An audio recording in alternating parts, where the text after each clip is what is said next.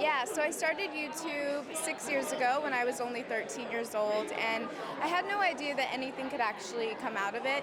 I don't think anyone really did at that time because no one had really made a career or gotten huge from YouTube at that point. So, I just fell in love with creating content and just the whole process of being able to put something out there that was never there before. And then it started to grow, and I started noticing that more people were finding out about my channel, and now fast forward 6 years later, so much has happened, so many amazing opportunities. I've gained this incredible community online that I think of as not my audience, but they're kind of like my friends because I've really allowed them to come into my life. And I don't just do fashion and beauty, I also talk about more personal issues, and I've added a lot more to my channel. So it's kind of a whole lifestyle, very positive place that people can go and just watch content. I mean, did you ever think that things would go this far, though? I mean, you interviewed President Barack Obama. That's pretty amazing. I never thought that I would interview the president. I mean, that was a surreal feeling, and I was actually very surprised that they chose me because my channel doesn't have anything to do with politics, but my audience is very young, and I feel like the younger generation tends to not be so interested, and we got them really, really interested in everything that was going on, so I thought that was amazing to see.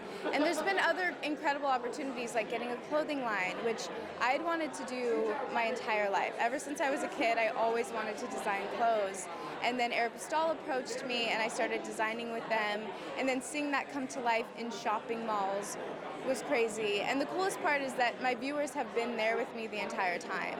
And you can see across the 6 years, I still have all of my videos up, you can see the process of me growing up and just kind of changing online. And I think that's very cool and that's very unique. So that's what's kind of built this relationship with my audience. I mean, it's amazing. You're not even 20, you're designing. As a kid, what were your hopes? And you're living your dreams now. Growing up, I always knew I was going to do something different. I just didn't know what it was. I just knew I wanted to create. And I just loved kind of testing myself and challenging myself to do new things. And I just didn't know what that was going to be. And then discovering YouTube, I was like, wow, I found it, because I'm able to have so much creative control, and if I have this crazy idea in my head, there's no one that's telling me I can't do it. I can go out and film it and edit it, and that's what I love so much about what I do. And then putting it out there for my audience and to see how excited and supportive they are of everything that I do is just amazing. It's pretty amazing because YouTube is very much your self-made. You decide what your content is, and you've built this following, but is there a lot of pressure to hold on to that following? I mean, as you're growing, your subject is going to change, the things that you talk about. So are you always thinking about, what the audience might want? How much pressure is there to hold on to the viewers? I mean, I'm always listening to my audience, whatever they want to see. I'm always tweeting, do you guys have any video ideas? I'm always reading their comments, and engagement has always been a huge thing for me. So replying to comments, replying to tweets. I do this thing called Motivator Monday where I just spend an entire day following people on Twitter and just engaging with them. And I think that's what builds that relationship where they're not my audience, they're my friends.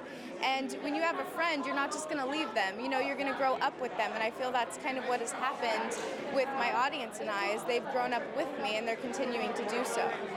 I mean, you started this at a very young age, so your parents must have been watching this evolution. How did they react to your life now and your career?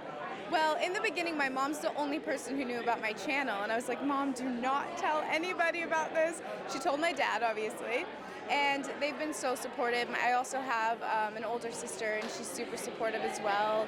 I mean, getting into it when I was 13, obviously I was limited, couldn't drive myself places. My parents always helped with that, so family members, friends have really, really been supportive. And it was kind of hard to explain at first, like, oh, you make videos on the internet? Like, that's normal. But I feel like now a lot more people are familiar with YouTubers and it's becoming more common, which I think is great.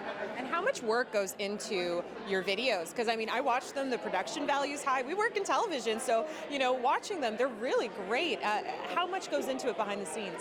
There's a lot. I mean, it obviously depends what video I'm doing, but for the most part, I really like to test myself and make my videos more than just a typical fashion video. I like to kind of make it a story and like a mini movie almost. So I do all of the editing myself. I taught myself. I never took a class. If I wanted to figure out how to do something, I'd Google or YouTube it.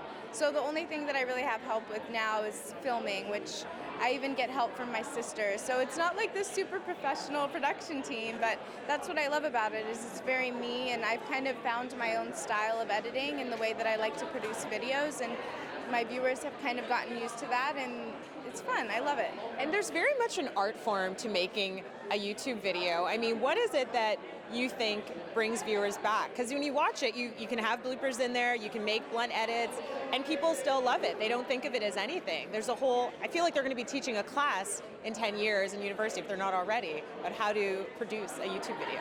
Well, when I first started making videos, I felt like they had to be really professional.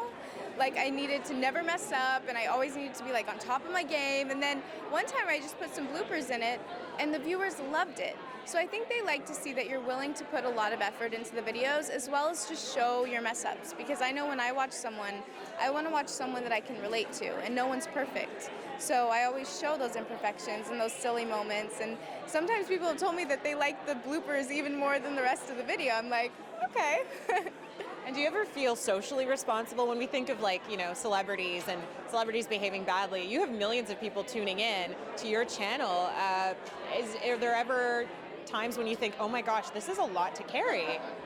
I mean, I've had lots of people tell me that I'm their role model, which I think is just a huge honor to be that person that girls are looking up to. And so I've never really ran into a problem with that. I'm kind of just doing my thing, and I think it's all about being very honest about who I am and my values and everything like that. And it's built this connection with my audience. And that's the thing too, is they inspire me as well. It's not just me inspiring them.